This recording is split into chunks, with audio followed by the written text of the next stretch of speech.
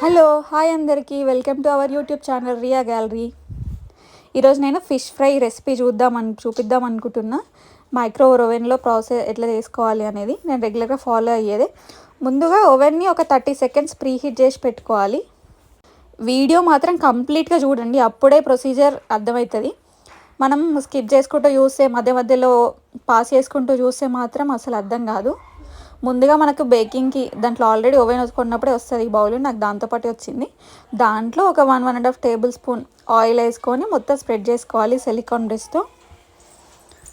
ఇక్కడ నేను చూపిస్తున్నట్టు ఇంకా ముందుగానే మార్నింగే నేను మ్యాగ్నేట్ చేసి పెట్టుకున్నా, ఒక 2 అవర్స్ అయితే సరిపోతుంది. కానీ దీంట్లో పసుపు, ఉప్పు, కారం, అల్లం వెల్లుల్లి పేస్ట్, కొద్దిగా లెమన్ వాటర్ యాడ్ చేసిన. ఇంకా మార్నింగ్ పెట్టుకున్నా కాబట్టి ఇప్పుడు రెడీగా ఉన్నాయి. నేను వీటిని ఫ్రిడ్జ్లో మ్యాగ్నేట్ చేసి పెట్టిన ఒక 2-3 అవర్స్ ముందే వీటిని బయటికి తీయాలి. రూమ్ టెంపరేచర్కి వచ్చిన తర్వాత మాత్రమే మనము ప్రొసీజర్ అని స్టార్ట్ చేయాలి, లేకపోతే దాంట్లో వాటర్ ఉంటుంది కదా, దాన్ని గడ్డ కట్టుకోవడం వల్ల ఈ ప్లేట్కి అంతా వాటరీ అయిపోతుంది మనం బేక్ చేసేటప్పుడు. ఇంకా మనం తీసుకున్న ముక్కలన్నీ మనం ప్లేట్ ఉంది కదా దాంట్లో అంతా సర్దుకోవాలి. ఇక్కడ నేను అనుకున్న దానికన్నా 1-2 ముక్కలు ఎక్కువ ఉన్నాయి అనమాట. కాకపోతే ఇక నాకు ఇంకోసారి పెట్టడం టైం ఎందుకు ఒక్క అని చెప్పేసి కకృతిలాగా దాంట్లో పెట్టేసిన. కావాలంటే మీరు 2 సార్లు బేక్ చేయండి. కానీ బెస్ట్ ఈ మైక్రోవేవ్ ఓవెన్లో అయితే ఫిష్ ఫ్రైకి అయితే చాలా లెస్ ఆయిల్, ఒక 1-2 టేబుల్ స్పూన్ ఆయిల్తో ఫిష్ ఫ్రై అయిపోతుంది. పెద్ద మనం అక్కడ నిల్చోవాల్సిన టైం కూడా ఉండదు, పెట్టేసి మన పని మనం చేసుకోవచ్చు. అయితే ఎవ్రీ టైం ఇదే పని చేస్తాను నేను.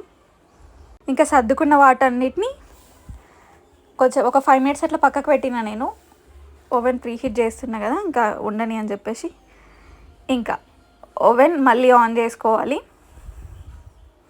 నాకు ఇట్లాంటి స్టాండ్స్ 2 వచ్చినాయి, చిన్నదొకటి పెద్దదొకటి. పెద్ద స్టాండే పెట్టుకున్నా నేను. ఇంకా దానిపైనే ఆల్రెడీ నేను అన్ని ప్లేట్లో సర్దేసి పెట్టుకున్నా కదా బేకింగ్ బౌల్, ఇంకా దాన్ని పెట్టేస్తున్నాను అనమాట. మీకు కావాలంటే చిన్న స్టాండ్ కూడా యూజ్ చేసుకోవచ్చు. ఇవన్నీ నాకు ఓవెన్తో పాటే వచ్చినాయి.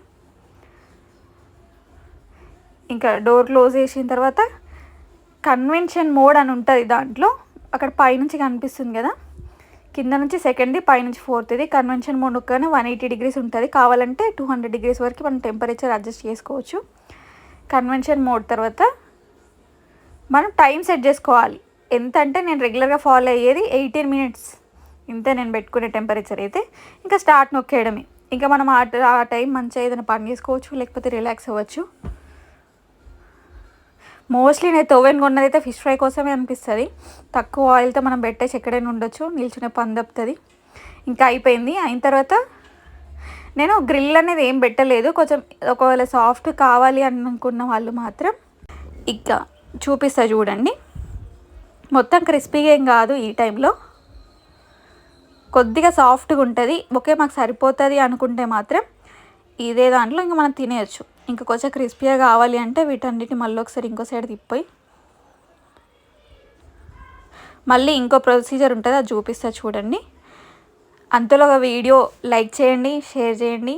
ఇంకా మీకు ఏమైనా డౌట్స్ ఉంటే కింద కామెంట్ చేయండి, నేను క్లారిఫై చేయడానికి ట్రై చేస్తాను. ఇదే కాకుండా ఇంకొక ప్రొసీజర్ ఉంటుంది, అది ఇంకా చాలా ఈజీ. అది కూడా మీకు కావాలంటే కింద కామెంట్ చేయండి, నేను కంపల్సరీ రికార్డ్ చేస్తాను. నాకు కొంచెం ఇంకా క్రిస్పీగా కావాలి అని చెప్పేసి మళ్ళీ ఓవెన్లో పెట్టేసిన నేను దీన్ని. ఇప్పుడేం ప్రోగ్రామ్ పెట్టాలి అంటే ఇక్కడ చూపిస్తా చూడండి.